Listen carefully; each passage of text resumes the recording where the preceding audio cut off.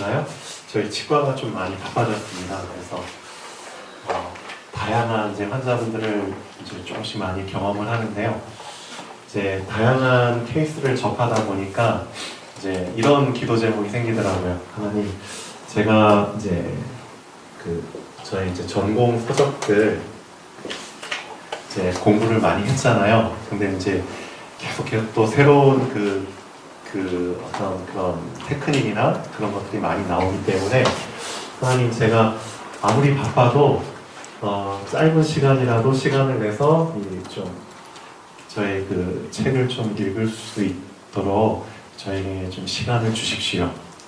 이런 기도를 제가 계속 했습니다. 아침마다 이제 기도할 때 저의 전문성, 전공 이 책을 볼 수 있는 시간을 위해서 계속 기도를 했거든요. 근데 이제 기도는 날마다 기도는 하는데 시간이 도통 안 나더라고요. 근데 참 신기하게도 이 기도를 이제 날마다 해서 이제 한 달, 두 달 정도 지나니까 시간이 정말 바쁘지만 제 마음이 바쁜 가운데도 이 책을 좀 봐야겠다 라는 제 마음이 자꾸만 들면서 실제로 이제 그 시간이 만들어지더라고요.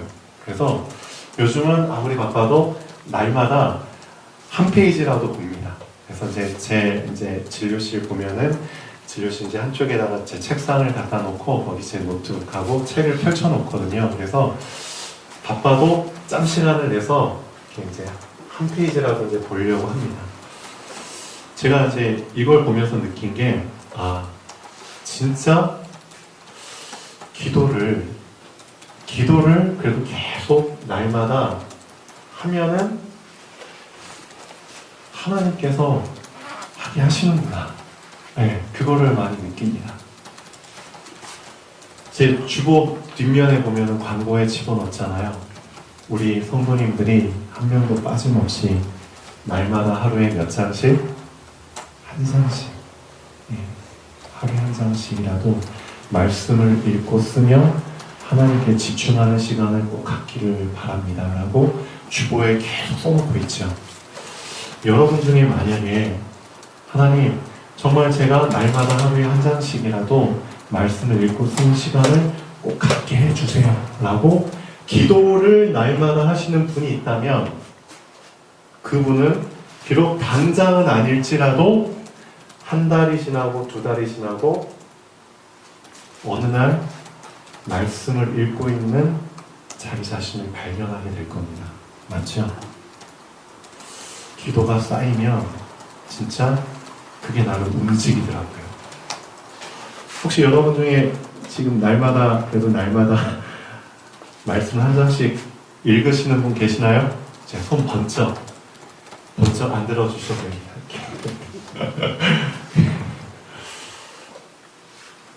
내가 사는 길입니다. 진짜 내가 사는 길입니다.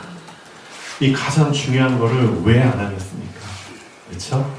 안 하는 사람은 사실 어떤 사람이냐?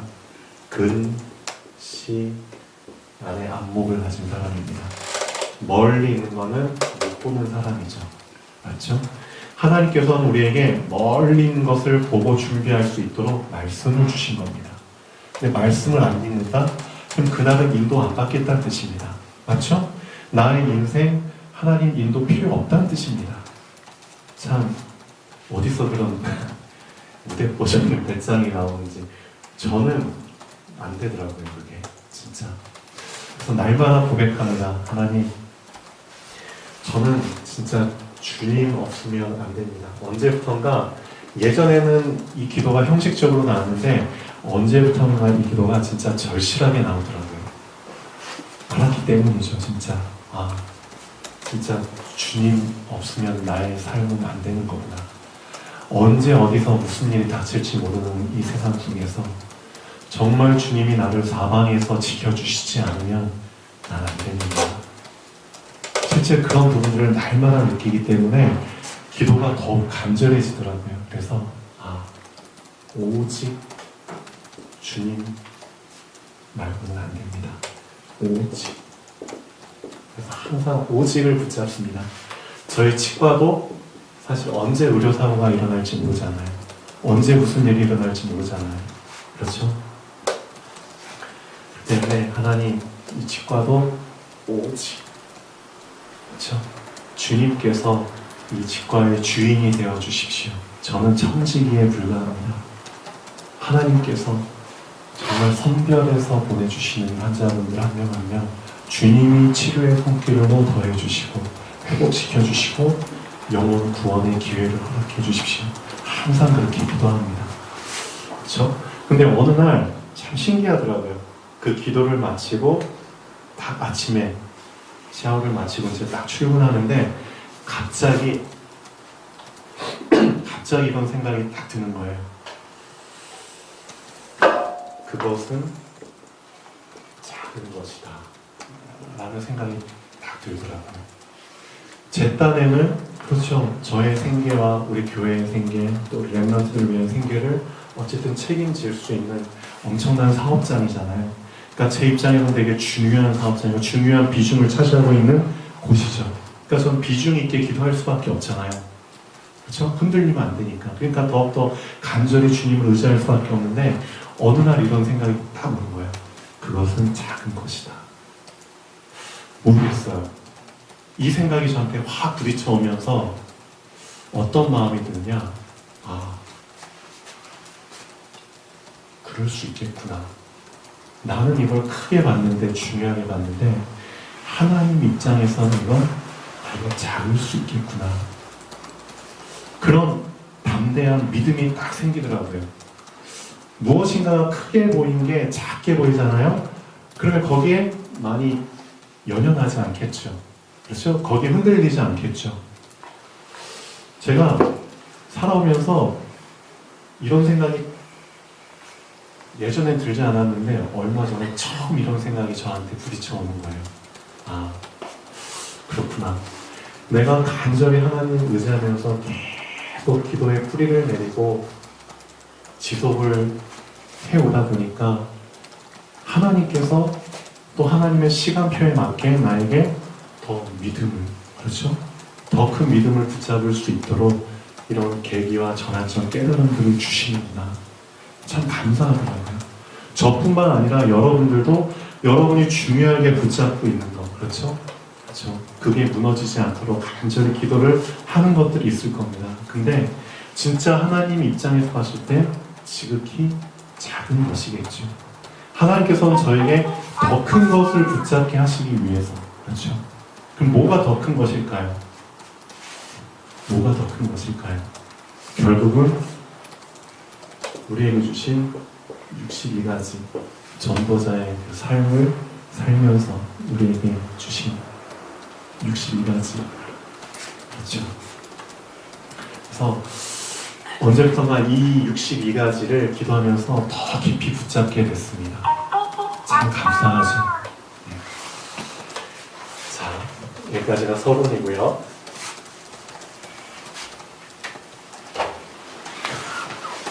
자, 한번 보시죠. 주보 보시면은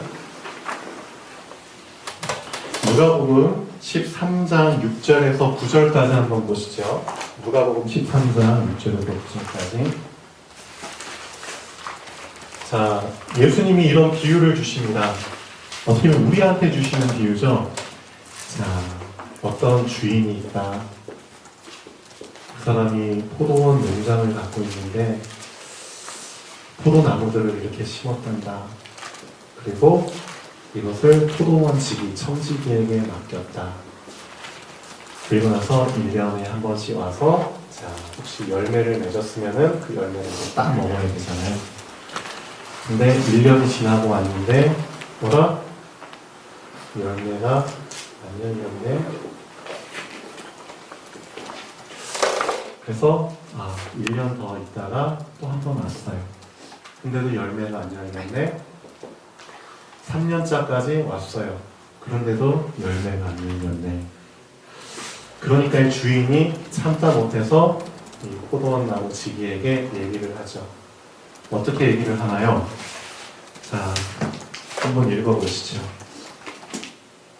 누가복음 13장 6절에서 9절까지입니다. 하나님께서는 우리는 알지 못하지만 사실 이런 기회를 지금도 주고 계십니다. 우리는 모르지만 우리한테 어떤 큰일이 닥치잖아요. 그럼 그게 갑작스럽게 그런 일이 닥쳤다고 생각하지만 그렇지 않습니다. 하나님은 계속 기회를 주셨는데 그 기회를 우리가 계속 놓쳤기 때문에 그렇죠? 거기에 대한 결과로 온 건데 우리는 그것조차 모르기 때문에 갑자기 그런 일들이 생겼다고 생각을 하죠. 하나님은 지금도 우리한테 기회를 주고 계십니다.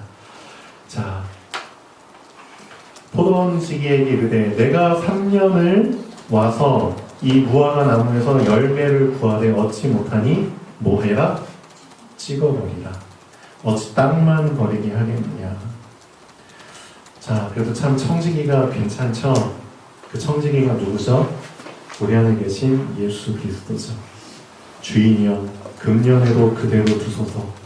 내가 주루투파고 걸음을 줄이니 그렇게 했는데도 불구하고 이후에 만일 열매가 열면 좋거니와 그렇지 않으면 찍어버리소서 하였다 하십니다. 맞습니다. 이 예화를 왜 주셨을까요? 예수님이 이런 사람들이 수두룩하기 때문입니다.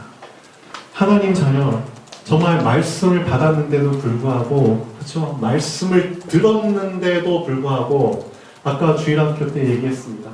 현명한 자는 어떤 자냐?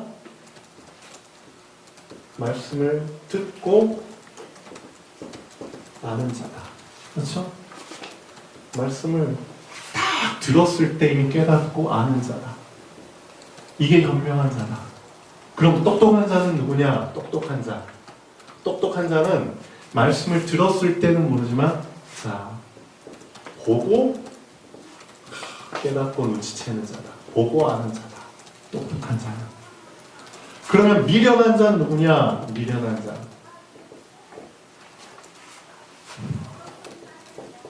당하고 아는 자다. 실컷 얘기해줬는데도 못 알아차리고 직접 보여줬는데도 못 알아차리고 당했을 때 아는 자. 당해보고 아는 자. 그렇죠? 미련한 자다. 그러면 망하는 자는 누구냐? 망하는 자. 당해도 모르는 자. 당해도 정신 못 차리는 사람이 망하는 자다. 똑같죠? 예수님이 주신 이해입니다. 하나님께서는 계속 말씀을 통해서 우리에게 알려주고 계십니다. 그렇죠? 1년 기회 주셨습니다. 2년 기회 주셨습니다. 3년 기회 주셨습니다. 말씀을 통해서 계속 우리에게 말씀을 주고 계십니다. 뭐 하라고요? 말씀에 각인되고 뿌리 내리고 말씀이 체질되라고. 그래야지 이 세상 살아남을 수 있고 살릴 수 있다고. 말씀의 흐름 속에 들어오라고 하나님은 계속 말씀을 통해서 알려주셨습니다. 그런데도 불구하고 내 똥꼬집 때문에 나의 옛 틀을 아직도 깨지 못하고 난 내 방식대로 살 거야. 그렇죠? 그 틀을 항상 고수하고 내 욕심을 위해서. 그렇죠? 그렇게 자꾸 살아가면은 어떻게 되나 나중에 당해야지 정신 차리죠. 미련한 자가 참 많은 것 같습니다. 진짜. 나는 어떤 사람인가요? 우리 성도님들은 현명한 자들만 있나요? 똑똑한 자들? 아니면 미련한가요? 아니면 망한? 제가 몇 주 전에 이렇게 말씀드렸죠. 엠마오로 가는 두 제자가 있는데 예루살렘에서 일어난 일을 가지고 막 근심 속에서 얘기하죠. 정말 하나님의 그 선지자가 맞는데 우리는 이 사람이 이스라엘을 구원할 자로 생각을 했어. 근데 이스라엘의 관리와 그 권력 있는 사람들이 잡아가지고 십자가에 못 박히도록 로마 군인들한테 넘겨줬어. 너무 안타까워. 그런 얘기를 하고 있는데 어떤 예수님께서 이제 알아보지 못하게 오셔서 너희가 무슨 얘기하면서 가고 있느냐. 이러이러한 일이 있었습니다. 그래? 그렇구나. 자, 근데 근데 예수님께서 뭐라고 말씀하시죠? 두 제자에게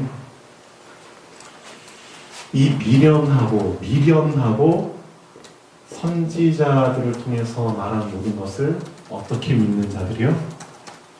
더디 믿는 자들이요. 이미 성경에 예수님께서 오셔서 이러이러한 일들을 행하시고 이러이러한 고난을 받고 이렇게 죽고 이렇게 부활할 것이 예견되지 않았느냐. 이미 성경에 다 얘기를 해주셨는데 이 미련한 자들, 실제 일이 닥쳐야지만 깨닫느냐. 왜 이렇게 더디 믿느냐. 우리는 어떤가요? 하나님께서 기회 주셨습니다. 이제는 그 기회 놓치지 마시고요. 1년 더 기회 하나님께서 주셨다고 정말 생각하십시오. 내가 1년 동안 정말 걸음도 주고 파고 열심히 하겠습니다. 열매가 맺으면 좋거니와 그렇지 않으면 찍어버리소서. 우리 렘넌트들한테 얘기해 줬습니다. 찍어버린다는 게 무슨 뜻인 줄 아느냐? 찍어버린다는 게 실제 무슨 뜻인 줄 아느냐? 참 이거 너무 무서운 말이다.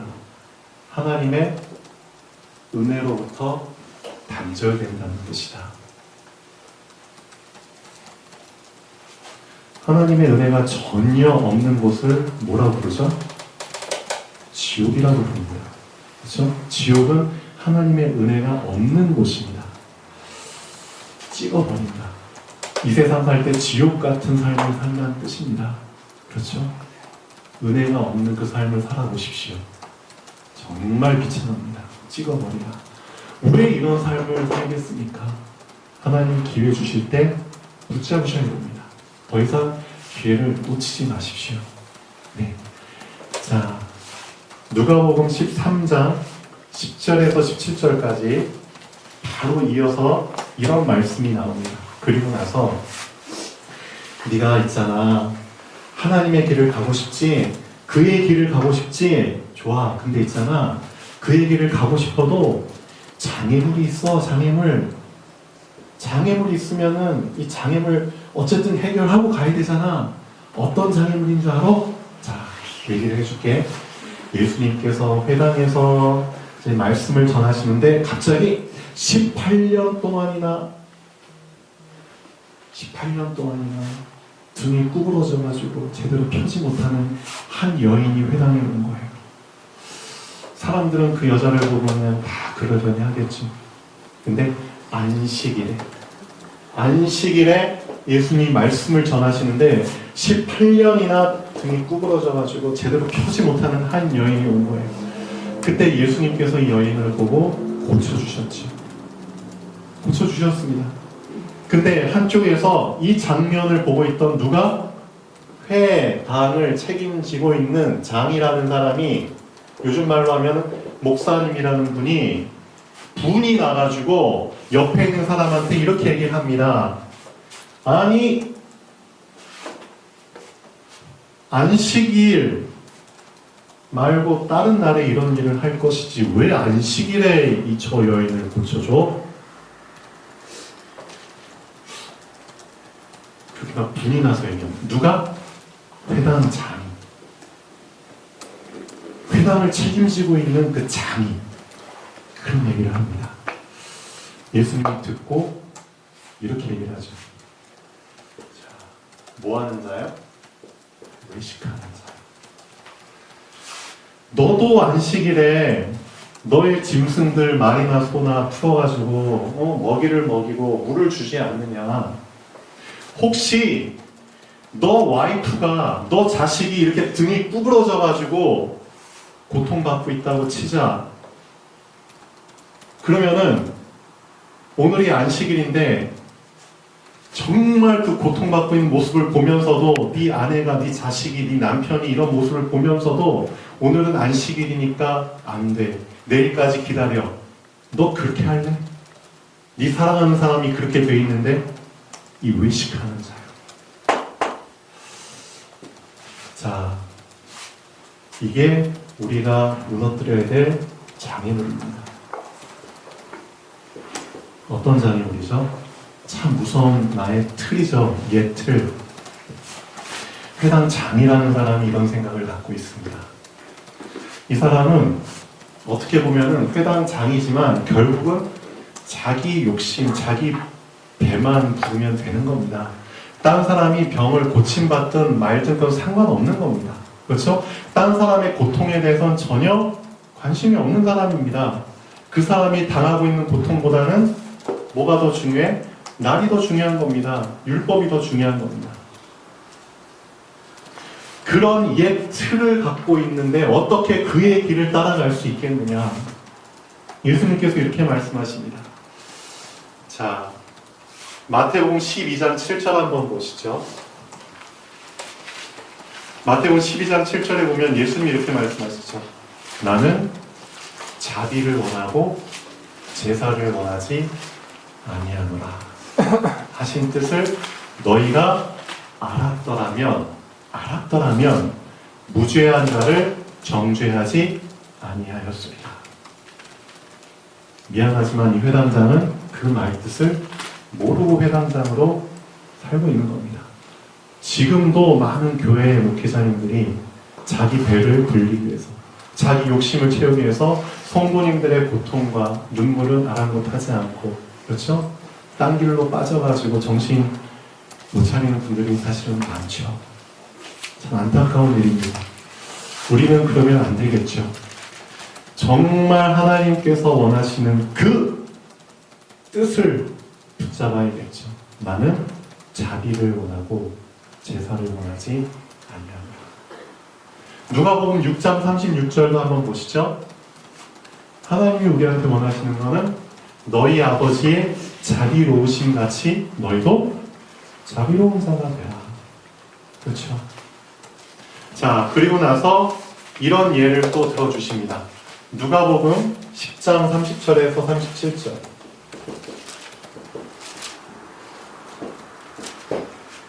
누가복음 10장 30절에서 37절. 이 부분은 진짜 좀 중요하게 생각을 한번 해보십시오.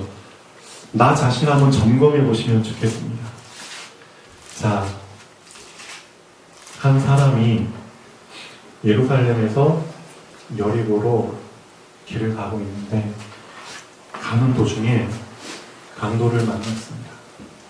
강도를 만나서 실컷 두드려 맞고 거진 죽게 됐죠. 그러니까 옷을 다 벗겨놓고 그가 갖고 있는 모든 것, 돈, 그런 거, 소지품 다 뺏어서 가져가고 그냥 죽든 말든 상관없이 그냥 길바닥에 내팽개치고 강도들이 간 거예요. 근데 우연히 그 길을 가던 제사장이 그 장면을 봤는데 그냥 못 본 척하고 피해가더라.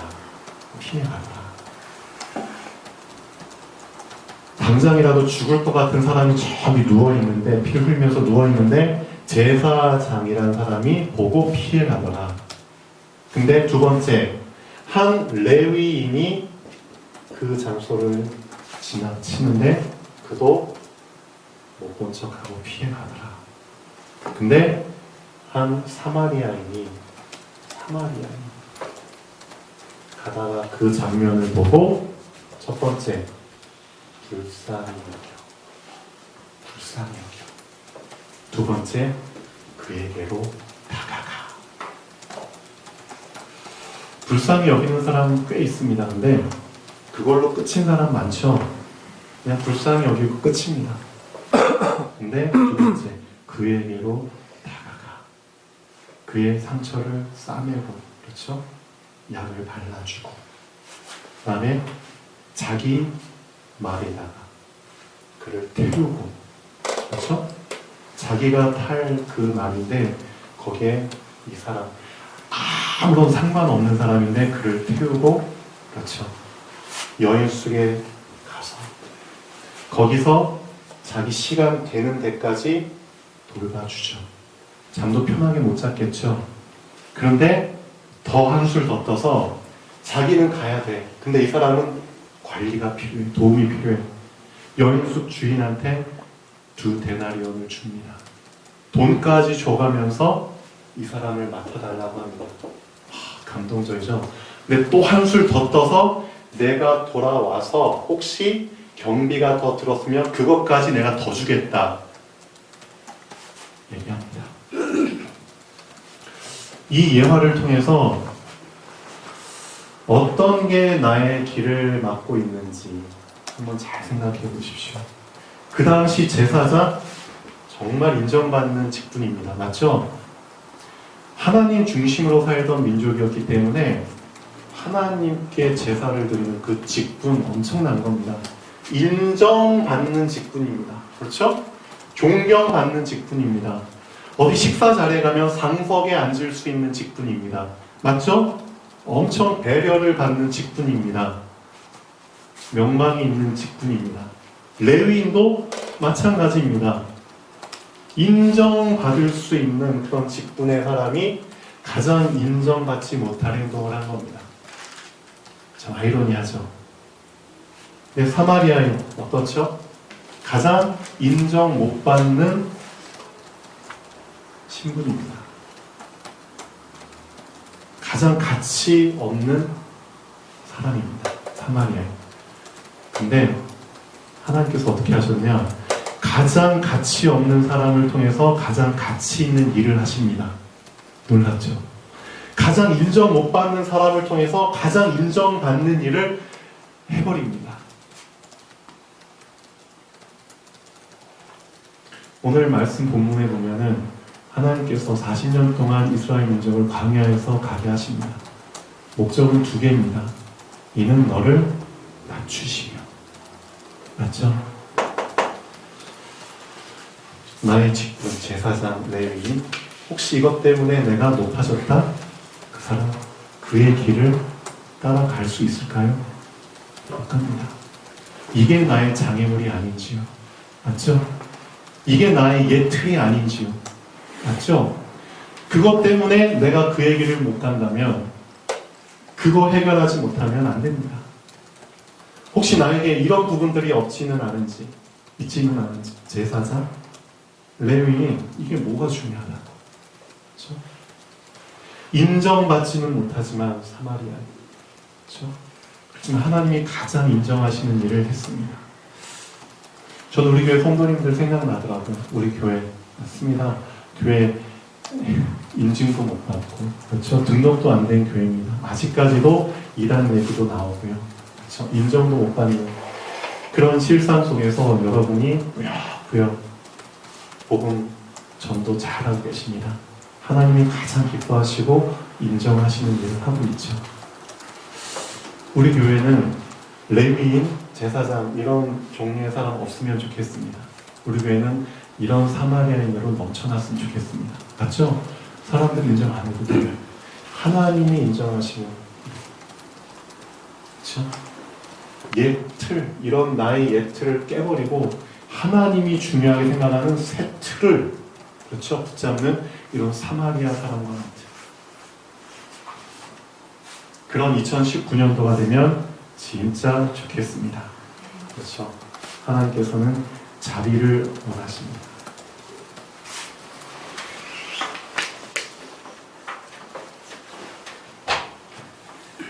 자, 창세기 24장 제가 지난주에도 말씀드렸죠. 아브라함이 나이가 많아졌어요. 늙었어요.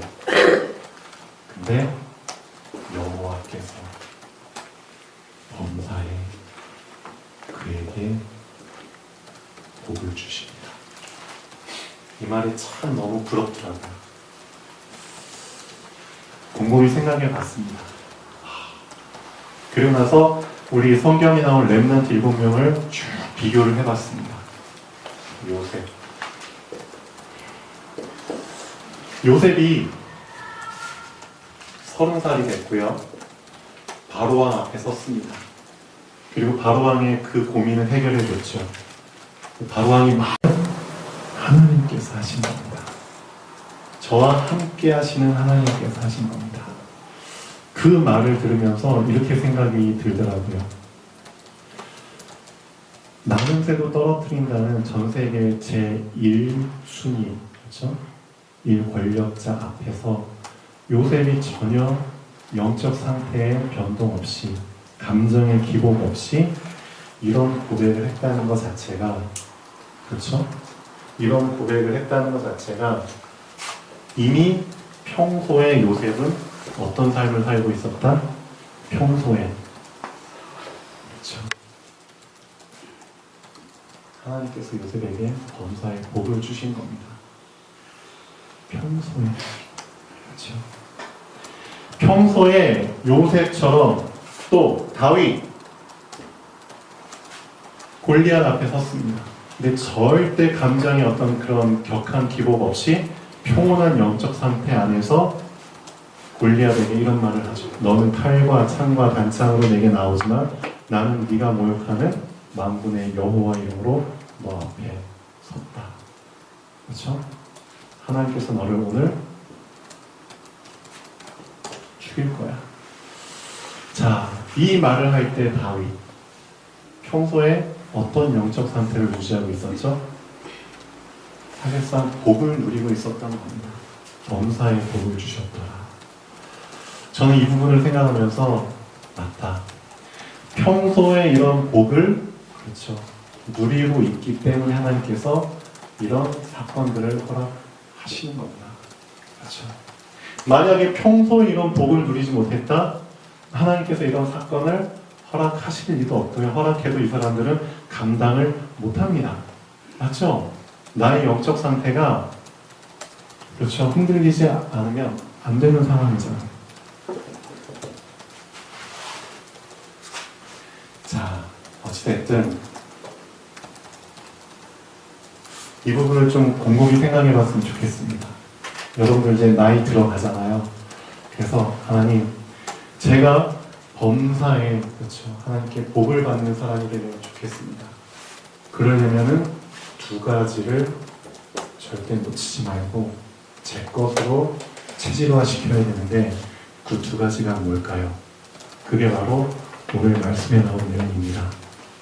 여호와께서 너를 40년 동안 광야길을 가게 하신 이유는 두 가지다. 첫째, 너를 낮추시는 거야. 두 번째, 하나님의 입에서 나오는 말씀으로 그렇죠. 산다는 것을 알려주시는 거야. 이 두 가지를 놓치도록 만든 게 창세기 3장 사건입니다. 맞죠? 창세기 3장 사건이에요. 두 가지를 놓치도록. 그래서 복을 뺏어간 겁니다. 하와에게 사단이 이렇게 유혹을 했잖아요. 너 절대 죽지 않아. 결코 죽지 않아. 하나님께서는 죽을 거야. 그렇죠? 먹으면은 죽어. 그러니까 먹지 말고 하나님만 의지해. 하나님 말씀만 의지해. 근데 사단은 그렇지 않아. 하나님의 말씀 거짓말이야. 너 이거 먹어도 안 죽어. 얘기를 하죠. 하나님만 의지하라고 얘기를 했는데 하나님 의지 안 해도 돼. 너 이거 먹어도 안 죽어. 두 번째를 놓치게 만든 겁니다. 사람이 떡으로만 사는 게 아니라 하나님의 입에서 나오는 말씀으로 살 수 있는 존재인데 그 말씀 놓쳐도 된다고 유혹을 한 겁니다. 이거 놓쳐버리면 사실 복 놓쳐버리는 겁니다. 범사의 복이 아니라 범사의 고민, 범사의 문제 안고 살아가야 되는 겁니다. 실제 그랬잖아요. 아담과 하와가. 두 번째 뭐죠? 선악과 열매를 보니까 참 모함직도 하고 먹음직도 하고 지혜롭게 할 만큼 탐스럽기도 해. 너 이거 먹으면 너도 누구처럼 될 수 있어? 하나님처럼 될 수 있어. 하나님처럼 될 수 있어. 교만. 그렇죠? 근데 하나님 분명히 말씀하셨잖아요. 40년 동안에 너를 광야에 가게 하신 이유는 너를 낮추시며 이걸 놓쳤기 때문입니다. 그래서 항상 이 두 가지를 여러분이 놓치지 않고 그렇죠? 내 것으로 만든다면 분명히 이 하루하루를 살아갈 때 하나님께서는 여러분에게 범사의 복을 주실 겁니다. 예, 이건 진짜 확실합니다. 여러분도 이제 범사의 복을 누릴 때가 되셨잖아요. 그의 길을 따라가면 복의 길을 가는 거잖아요. 근데 난 그의 길을 간다고 하는데 내 옆에는 복이 안 보이고 자꾸만 문제만 생기고 막 근심거리만 있다? 뭔가 잘못된 거잖아요. 두 가지를 놓쳐서 그렇습니다. 그래서 절대 두 가지 놓치지 마십시오. 오직 예수. 그렇죠? 주님이 없으면 안 됩니다. 우리는 나의 의지할 분은 오직 하나님 한 분이십니다. 두 번째, 나에게 있는 건 족한 줄. 그렇죠? 하나님이 나에게 주신 복은 차고 넘치는 축복입니다. 그 이상의 것 바라지도 마시고요. 비교하지도 마시고요. 욕심내지도 마시고요. 질투하지도 마시고요. 교만해지려고 하지 마십시오. 하나님처럼 된다? 천만의 말씀. 그 사람은 사랑의 노예, 종처럼 살 뿐입니다. 그래서 두 가지를 놓치지 않도록 모세는 이스라엘 백성에게 진짜 당부하고 있는 겁니다. 너희들 체질 자체가 교만 체질이기 때문에, 그렇죠? 무대포 체질이기 때문에, 그래서 40년 동안 너희를 이렇게 걷게 하신 거야. 이 두 가지 절대 놓치지 마. 너를 낮추시며, 네가 진짜 그의 말씀을 지키는지 안 지키는지, 순종하는지 하나님이 테스트 하시는 거야. 여기를 통과해야 되잖아. 그래야지 그의 길을 따라갈 수 있는 거잖아. 근데 그의 길을 막고 있는 장애물, 너의 옛 틀, 그렇죠? 외식. 어떤 외식? 제사장, 레위인, 이런 외식. 그렇죠? 너의 욕심을 이루기 위한, 너의 목적, 너만 배부르면 된다고 생각하는 그런 것들, 그거 다 외식이야. 그래서 예수님께서 공생애 시작하셨잖아요. 30살에 3년 반 동안 이 사복음서 보시면은 주로 하신 게 그겁니다. 우리의 잘못된 옛 틀, 그거 깨트리기 위해서 자꾸 예화 들어서 말씀하시고, 그렇죠? 기적 일으키시고. 보십시오. 우리의 잘못된 틀 생각이 얼마나 많았는지. 그렇죠? 이런 것들을 깨트리시기 위한 작업을 3년 반 동안 하신 겁니다. 그리고 하나님께서는 어떤 생각을 원하시는지, 그렇죠? 하나님의 그 새 틀을 우리한테 주시려고 작업을 많이 하셨죠. 이게 되어지지 않은 상태에서 그의 길을 따라간다? 천만의 말씀, 예수님이 이렇게 말씀하셨습니다. 바리새인들. 그 당시 바리새인들은 자기의 옛 틀을 고수한 사람들이죠. 그러니까 전혀 복음을 받지 않은 사람들입니다. 그래서 이렇게까지 말씀하십니다. 소경아, 너희는 소경이야. 앞이 안 보여. 소경이 어떻게 소경을 인도하겠느냐? 응? 소경이 어떻게 소경을 인도하겠느냐? 구덩이가 있는데 너희만 빠지는 게 아니라 너희가 데리고 가는 그 사람도 같이 빠뜨리는 거야. 무슨 말인지 알아? 그의 길 따라가지만 너희가 장애물이 되는 거야. 너희가 너희 옛 틀을 바꾸지 않으면 너희가 장애물이 되는 거야. 그래서 너희도 못 가고 다른 사람도 못 가게 만들어. 이게 사단질 거잖아. 이게 사단질 거예요. 독사의 자식들아, 마귀의 자녀라. 그걸 이렇게까지 말씀하십니다. 옛 틀을 깨지 못하면은 내가 의도하지 않았지만 이런 일을 할 수밖에 없습니다. 그래서 자, 본론 보시죠. 내가 오늘 명하는 모든 명령을 너희는 지켜 행하라. 껍데기로만 지키지 말고 하나님께서 무슨 의도로 말씀하셨는지를 알라는 겁니다. 네 하나님 여호와께서 이 40년 동안에 네게 광야길을 걷게 하신 것을 기억해라. 이는 너를 낮추시며 너를 시험하사 내 마음이 어떠한지 그 명령을 지키는지 지키지 않는지 알려 하시니라. 너를 낮추시며 너를 줄이게 하시며 또 너도 알지 못하며 네 조상들도 알지 못하던 만나를 내게 먹이신 것은 사람이 떡으로만 사는 것이 아니요 네 육신 의지하지 말라는 겁니다. 여호와의 입에서 나오는 모든 말씀으로 사는 줄 네가 알게 하려 하십니다. 네가 의지할 건 육신이 아니야. 하나님의 말씀이야. 그렇죠? 절대 두 가지 놓치지 마십시오.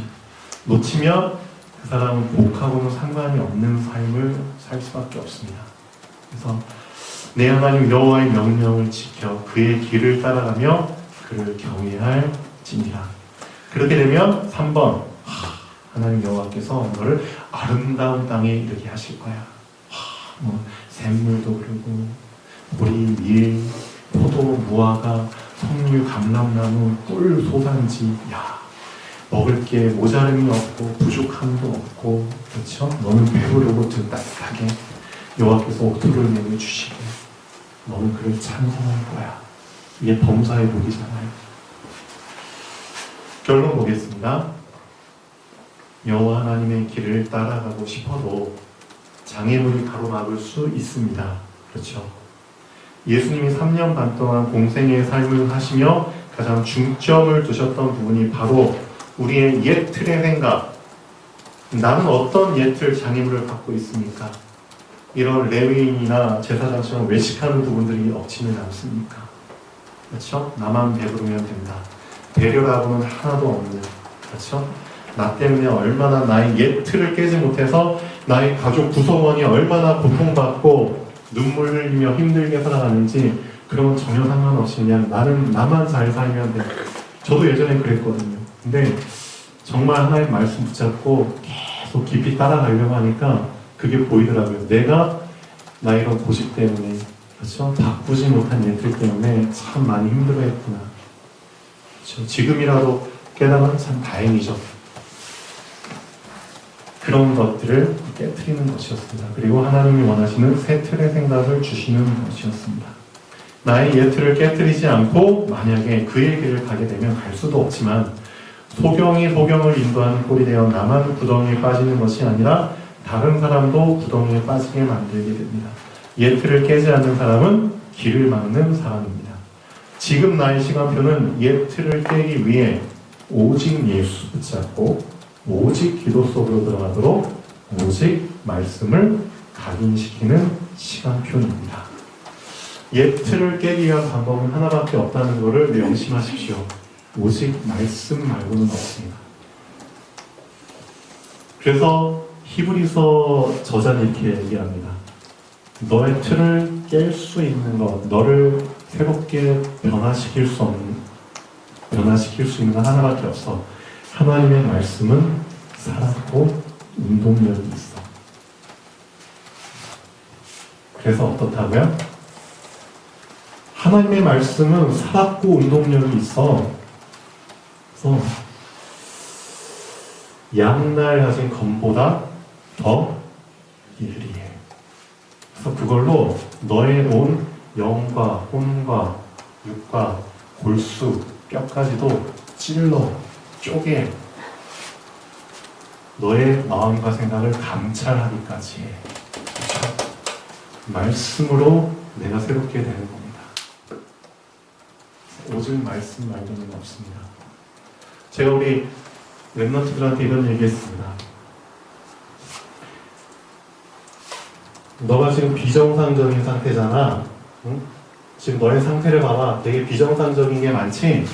비정상적인 것들을 어떻게 너 회복할 거야? 어떻게 정상으로 돌릴 거야?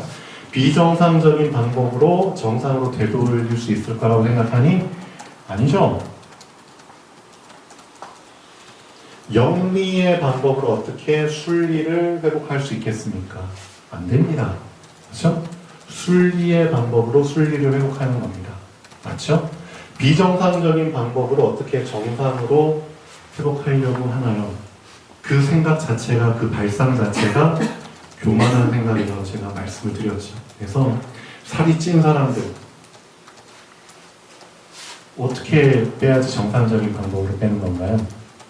운동해야 됩니다. 맞죠? 그 다음에 식단 조절해야 됩니다. 맞죠? 두 가지로 병행해가지고 정상적인 방법으로 빼야지. 약물로? 또 뭘로? 이상한 방법으로? 비정상적인 방법으로 빼려고 한다? 또 오히려 몸에 무리가 오죠. 몸을 더 해치게 됩니다. 그렇죠? 그러니까 결국 편안한 방법으로 뺀다는 거잖아요. 그럼 그거는 하나님께서 40년 동안 너를 광야에 가게 하신 이유하고 취지하고 전혀 맞지 않는 겁니다. 맞죠? 40년 동안 그렇죠? 얼마나 어떻게 보면 고난에 편치 않은 삶이잖아요. 그 방법으로 하나님께서 겸손하게 하시고 말씀 붙잡게 하시고 이게 하나님의 순리의 방법인데 왜 비정상적인 방법, 편한 방법, 교만한 방법이거든요. 일종의 교만. 이 생각 자체가 그의 길을 따라가지 못하도록 만드는 장애물이야. 그런 것도 너가 바꾸지 않으면서 어떻게 그의 길을 따라갈 수 있겠니? 이런 부분까지 한번 적용을 해보셔야 됩니다. 그렇죠?